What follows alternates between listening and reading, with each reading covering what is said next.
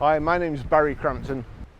Just going to show you around our Land Rover Freelander, then I'll take you for a ride in it, but first I'll tell you a little bit more about it if I don't get blown away first. It's a Freelander 2 2.2 TD4 XS 4-wheel drive. It's a 5-door, 2010 on a 60 plate. It's done 103,935 miles. The MOT is until the 22nd of the 7th 2021. Fuel economy: urban 38.2 miles per gallon, extra urban 50.4 miles per gallon, and combined is 45.6 miles per gallon. It has a 0 to 60 time of 10.7 seconds, a top speed of 112 miles per hour, out of 150 brake horsepower, 4-cylinder, 16-valve engine. Road tax is pretty cheap. 6 months is £107.25 and 12 months is £195.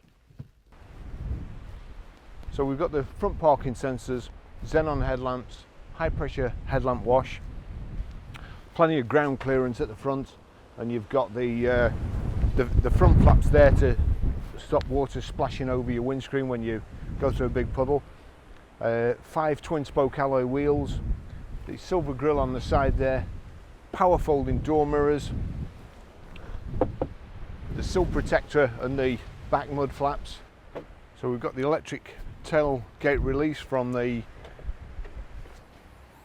remote, plenty of room in the back, split folding rear seats. I've just taken the rear load cover out of this vehicle to put in another one that was sold that was missing, so we'll try and get another one for that. You've got 12-volt power socket there. All my camera gear's in the boot at the moment, but it's got a full-size brand new Firestone alloy wheel underneath there.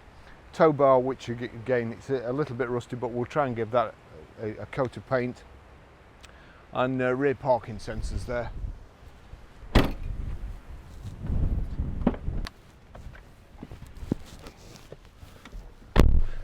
Plenty of room in the back, nice high seats. The headrests are pushed down to give you better visibility when you're reversing, and through your mirror of course. But I'm assuming this is actually vinyl, not leather, and Alcantara, but really nice and comfortable. It's not been cleaned yet, it's just as it's come in. It's come off an old customer who lives local. It's got a great service history, which I'll try and remember to cut into the description, or I'll look in the handbook, see if it's there anyway. But it's a great price range car, very handy, and proper 4-wheel drive Land Rover, and safe too. It's got airbags in the A pillar, the B pillars here, the C pillars.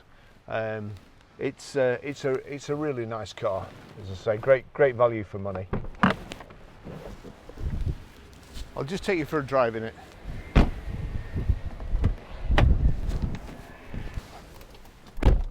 Wild out there. So we've got the Land Rover sized or Land Rover brick sized keys. Just put it in the slot on the dashboard and then press the start button with your foot on the clutch, and away we go. Let me just see, where's there we go. So height and reach adjustable steering wheel, height adjustable seats, and they're electrically adjustable forward and back, and the backrest too. We've got power folding door mirrors. And let's go before this truck comes.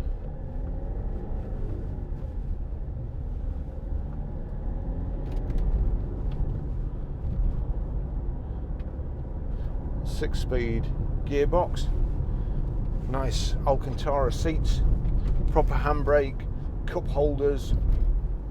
You have your terrain response switches here, cruise on the steering wheel, and your audio controls, and also your telephone.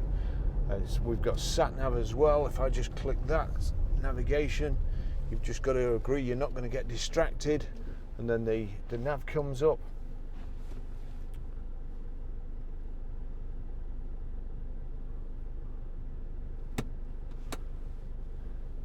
So this has belonged to one of our old customers. I've lost count how many cars they've had off us now over the last 20 years.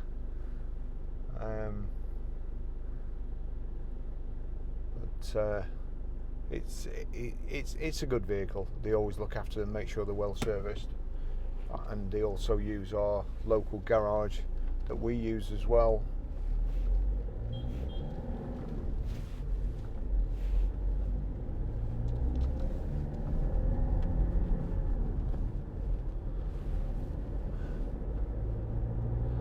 And this is I live by the river, and it's extremely high today. So this is the kind of vehicle I like to come home in, because sometimes around here, especially this road here, it gets flooded, so I like a car that's well off the ground.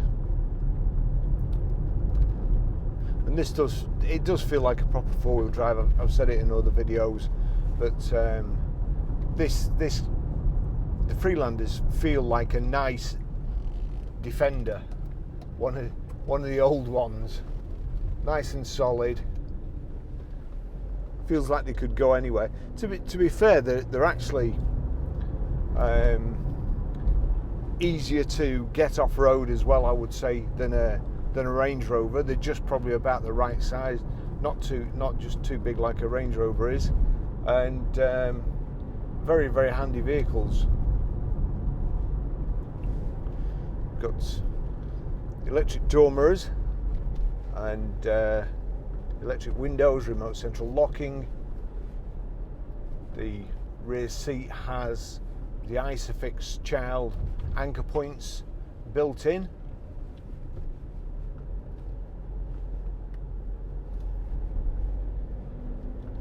There's a tow bar on, which, as I say, will give a coat of paint.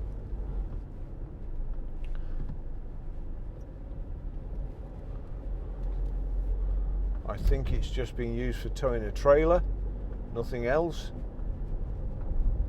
And the lady's husband, he'll be texting. The lady's husband is a plumber, and he's saved our lives on many occasions. Andrew Ball at Preston, if anybody needs a plumber, honestly, I can vouch for him. He really has saved our life several times.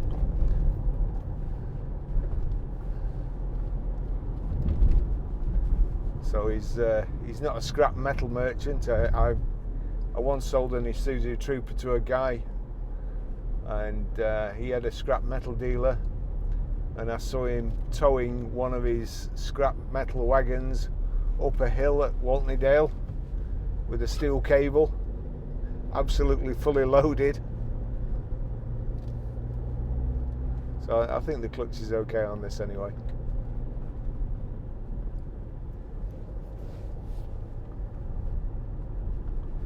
Finished in black with this black, as I say, I'm tempted to say half leather, but I don't think it is leather.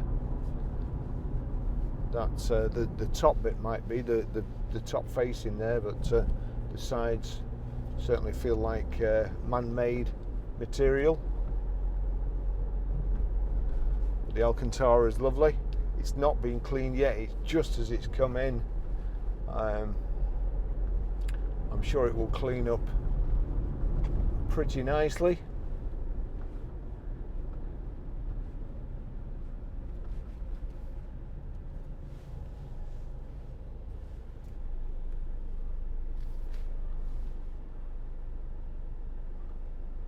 I'm an idiot, I've gone the wrong way.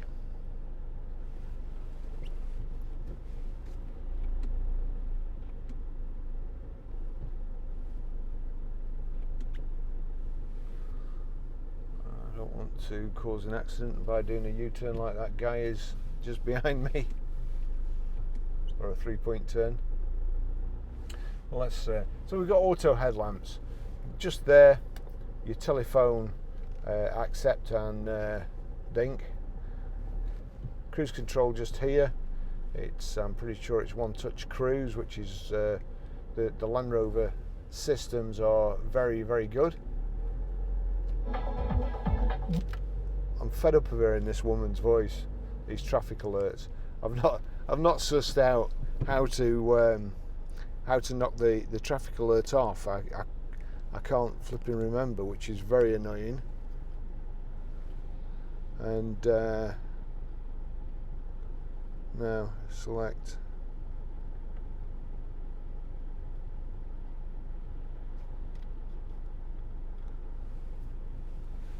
And of course it's the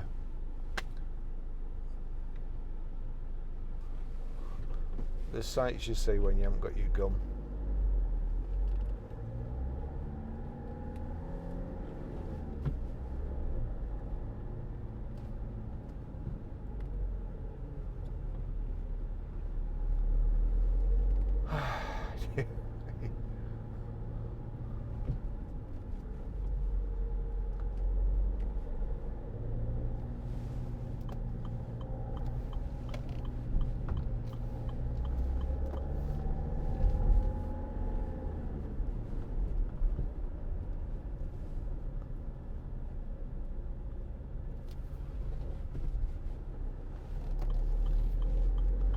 Well, sadly we'll have to leave Blue Bunny Head.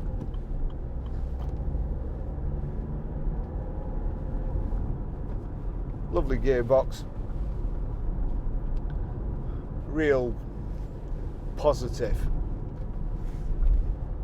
change, and not clunk's the wrong word.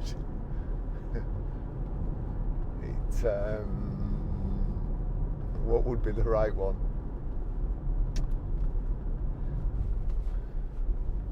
I don't know. It's also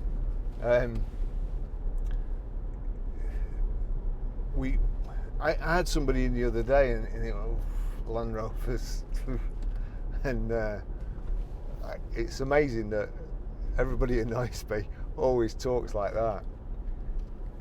And yet last week, one of our suppliers, they run an auction site, and there's a Land Rover Discovery on there, and it had done 282,000 miles, I think.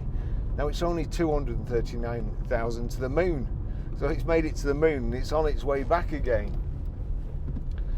I mean, it's just, diesel engines very, very seldom go wrong. There's not a whole lot to go wrong with them, and all the repairs that we've done on things recently all end in motor, headlamp washer motors, seat motor, central locking motor, windscreen wiper motor, tow bar motor, a deployable tow bar. And the only thing that we've replaced that's not a motor is two seat handles in a Mercedes-Benz seats, which would have been very simple jobs except for the air scarf motor in the back of the seat, which made it a really, really swine of a job. So I despair really with these electric cars. Everything that doesn't work or goes wrong on a vehicle, swirl flap motor, it's the mechanical bits very seldom go wrong. They wear out, but they don't break, and that's the difference. They don't just stop working. Motors, they're solid state. There's no wear on them whatsoever. Quite a lot of the time, there's just nothing. ECUs, there's nothing to do. But what happens is you switch it on, you switch the thing on, it heats up, then you switch it off, and it cools down again. So although there's no moving parts in it, it's expanding and contracting every time you switch it on and switch it off. Hence why you get these dry joints, solder joints breaking, and things go wrong that shouldn't go wrong. So all I can say is Land Rovers, we have very few problems with them.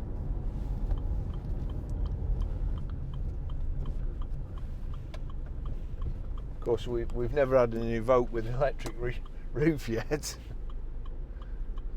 but everybody else's electric roofs seem to give problems, so why not?